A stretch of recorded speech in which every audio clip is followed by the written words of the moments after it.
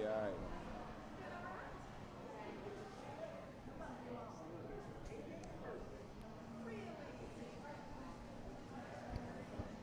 Welcome back in. This is James Phillips. You're here live at our Southern Ortho DME PrepZone Media Day 2019 here at Five Loaves Bakery. Thanks for joining us, and now we're going to be joined by the Carbon Hill Bulldogs. Carbon Hill last season, they were 5-5 and 3-4 in Class 3A Region 4. New head coach is Chavis Williams. This is his first season with the Bulldogs after being their defensive coordinator. Coach Williams, go ahead and make a few opening statements, introduce us to your players, and then take questions from the media. Yes, sir. Named Chavis Williams. This will be my 5th year with Carbon Hill, first year as head coach. To my left, we have Connor Roden. He's going to be a junior center defensive tackle. To my right, we have Hayden Pear. He's going to be a junior inside linebacker tight end. And on the end, we have Alex Atkins. He's going to be a senior. He's going to be a running back and linebacker. And we would like to thank you for having this for this area. And like I said, we've been working really hard this summer and excited to get started. And we've had a lot of people grow up this summer. We put them through the ropes. You know, we do that every summer. We put them through the ropes. That way to make them tougher so they can last through the fourth quarter. With our strength program, it's just a testament to all the guys, all the assistant coaches of getting these guys prepared for this upcoming season. Coach Williams, good morning. Welcome into Media Days. It's a pleasure for us. So many of us have watched you started playing at Dora, go on to Alabama and win national SEC championships, then the Ravens, then come home to coach. So it's awesome for us to see. Defensively, Alex Atkins, obviously, coming back, our Eagle Elite Defensive Player of the Year. Hayden back there in the backfield with him at linebacker is key. Also, Connor will be also on the defensive line. Who are some of the other guys defensively that you guys are looking to step up? Because obviously there was a lot of leaders that departed to graduation. Who in your mindset is going to be big for you? I kind of hate naming names because I feel like I leave somebody out, but some of the ones is Dalton Perry. He's going to be a junior, somebody to look out for. Caleb Lawrence, he's going to be a senior. He played a lot of ball for us last year. Braxton Bunn, it seems like he grow every day I see him. He's going to be a junior. We got a freshman kid moved in. I don't want to speak much on it, but Devin Daniel, he's a good-looking kid. You know, he's mature for his age, and there's several others, like I said. But overall, we all been working, and we've kind of, you know, over the last 3 years, we kind of built a standard on defense. You know, of being physical, running to the football, and it's great to see it take shape in everything that we do. So we're looking for big success again on defense. Guys, this is for each one of you guys as players. Last season, first non-losing season Carbon Hill has had in a very long time. Did it serve to motivate you coming into this season that you guys not only want to have another breakthrough season, but to get yourself into the playoffs as close as you were last year? Yes, it is motivation, but like since my freshman year, we've tried to build on it every year as much as we could. You know, we come in every day, work hard. We try to win one day at a time, and we'll take it 1 week at a time and one game at a time. Like you said, it's one of our biggest motivations to get to the playoffs, but that's not our main goal. We're just trying to get here, work as a team, get better. That's all I got to say. Like they said, I'm really thankful for what the team did last year and their motivation for us, and we're just trying to build every other year and try to get better each day. Hey, Coach, what is the biggest change from being an assistant for all those years to being your first year as head coach? Well, you get all the phone calls now. I mean, about it. But seriously, it's not. I've never looked at it as, I'm not a big title guy. I believe in all coaches working together to better these young men, and now I'm just the one who has the final say, so I guess you could say. So the biggest difference there would be, whereas while I was the defensive coordinator, I worked up under the head coach and had certain roles, and I mainly was just over the guys that play for me on defense. Not saying I'm not involved with everybody on the team, but building relationships with everybody on the team, and like I say, everything answered through me at the end of the day. Okay, can you talk about, are you still going to be over the defense? I am. Who is going to be your offensive coordinator? Yes, and that was a little misprinting or whatever. It's going to be Jason Tittle. All right, he's been with us. He's originally from Carbon Hill, but being around him the last 3 years, is a guy I can trust. And, you know, the way he worked with kids and his knowledge. And to hit on, I know it's going to come up, Coach Smith. He's a great asset to us, a guy that has a lot of knowledge and a lot of coaching experience, and we're going to lean heavy on him. That's why I say I'm not a big title guy. You know what I'm saying? It takes all of us to get the job done, but you know when you have to go labeling people and jobs and stuff, that's the kind of stuff what happened. But Coach Smith is going to be a great asset to us. Okay. Also, it seemed like last year y'all were just a play here and there from making the playoffs. Would you say? How's it going to be different this year? And again, you know, it's just life. You go through stuff with these kids. We don't really like talking about the past, but for that group that just left here, the thing I tell everybody about them is I admire the way they came to work every day despite the circumstances or the results of games, and it was good to see that pay off for them. You know, we was in every game, if you want to say it that way. Now, this year we take it to another level to where we expect to win. You know, every game, every time we line up, we expect to give us a chance to win. All right. The goal around here is to have a chance to win every game in the fourth quarter, and through that's preparation. You know, toughness, physicality. You know, being assignment football. All right, Coach, you start with 2 road games. You are at Good Hope, and you're 0-7, and Carbon Hill is 0-7 all time against Good Hope, and then you go to Dora, your alma mater, and I was just wondering how you will prepare your team for not being at home for a while after the season starts. That's a good question, Zach. I'm gonna tell you about Zach. Zach, you got a career in this, man.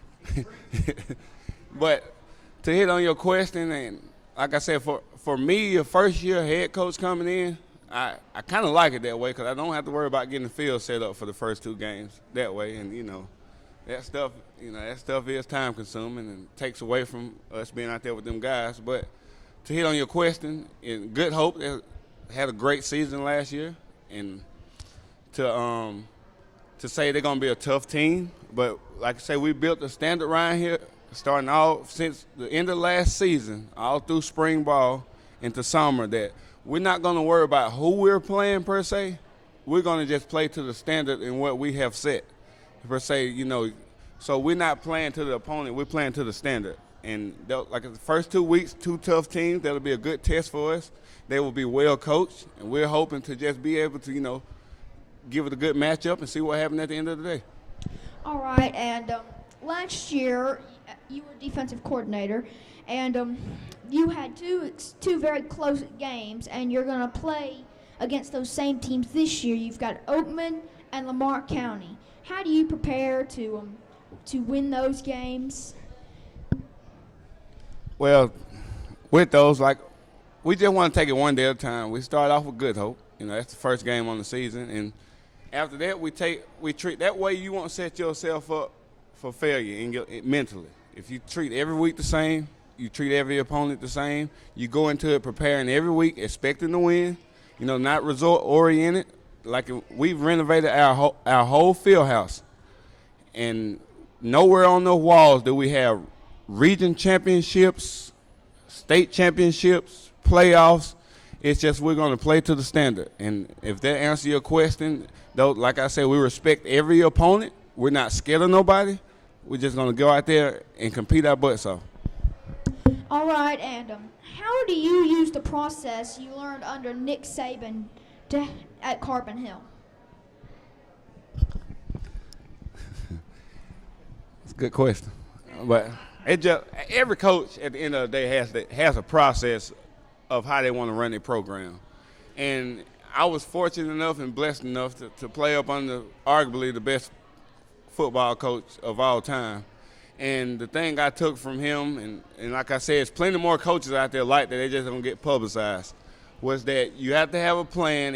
Everybody in your program, coaches, staff, faculty, and all, it needs to be outline how you're going to get it done and the steps it takes to get it done. And so that's what I took from him, is to be real organized and detailed, and each player knows their role, knows what's going on. Each coach knows their role, and each booster, or whatever you want to call it, anybody a part of the program knows their role, and we all work to get it done. Coach, I'm Johnny Thornton. I'm from WKUL Radio in Coleman and also Coleman Sports Page. You're opening the season coming into Coleman County and playing Good Hope.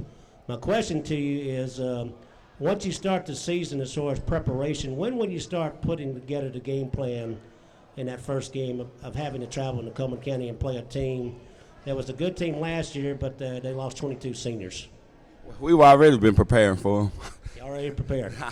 I'm joking, but we start practice August the 5th and start open camp, and we will work on us for that first week, and we will have a scrimmage that Tuesday of the following week, and the players will come in and watch film of that scrimmage, and that day that Wednesday before game week, we will start preparing for Good Hope. But we always want to open up camp, working to compete, because we still have a lot of question marks at roster spots on the depth chart. So we want our guys to focus in on that, on getting better every day, and not necessarily per se an opponent. Yeah, just to let you know, your game is going to be in the spotlight. It is our game of the week that Friday evening on 92.1 FM WKUL and our WKUL app for people who may not be able from the Carbon Hill area to come and see the game, but we'll have it for everybody's listening pleasure. Well, I appreciate that, and we look forward to that. And talking to Coach Scott over the summer, he's a great guy. Met him last year, and we look forward to the challenge. Coach, one of the things that we've always faced at Carbon Hill has been a numbers crunch. How important is it what you learned under Coach Cochran as far as preparing? I've noticed you've already mentioned 3 or 4 times the fourth quarter to have these guys in the best physical shape, and what have you taken from that until you can get the numbers back up at Carbon Hill? Well, with strength and conditioning, each kid is built different. Each kid's strength asset is different. So we have a formula that we use, and it's each kid individualized to match weights to their per se strength, and, try to get the most out of their body type to get it strong, whereas we don't want to give up flexibility in the mix of it. So we feel pretty comfortable with what we're doing, and we're always searching for better ways to do things. But as far as strength-wise, we'll continue to grow. We say we're going to have 10 seniors, so we're going to be a younger team, but we're well experienced in spots that we need to be. And like I say, the numbers on the team, we have 50 guys that's going to be dressing on Fridays.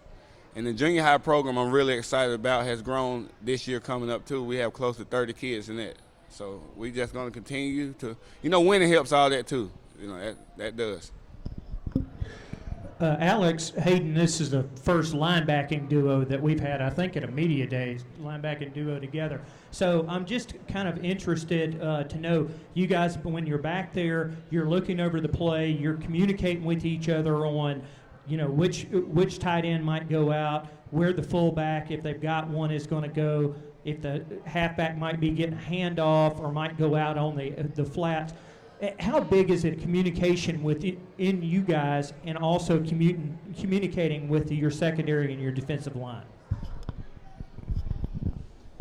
I would say the communication is the biggest thing that helps defenses be successful. Me and him do a great job at communicating. We communicate to our defensive linemen and our safeties and our cornerbacks, and we're always on the same page, And we study film a lot. That helps a lot, I would say. I feel like he really just covered most of it. Like, communication really is one of the biggest factors for our defense. Like, being loud, knowing where everyone needs to be for the play. So that's really one of our biggest factors. All right, Coach, I appreciate you guys coming today. Have a great season this season. We'll be out there on the sidelines supporting you and reporting what's going on in Carbon Hill. So thank you guys for coming. Thank you for having me. All right, now we want to mention, before I go into another sponsor real quick, I want to say thank you to all the media members who have came out today. We have media members today that are here from everywhere, from Coleman, Tuscaloosa, Birmingham, Jasper, and especially during Carbon Hill, we should mention Zach McCullough. He's our special correspondent at the Daily Mountain Eagle, and he does his Zach's Picks every week during the football season. So be sure to tune in each week live on our Facebook page to see if you can keep up with Zach and pick college football as well as he can. Most people in the area cannot, for sure, including most of the people who work at the Daily Mountain Eagle. Now I want to mention our next sponsor for today, Bevill State Community College. As always, Bevill State supports all the athletic programs in our area.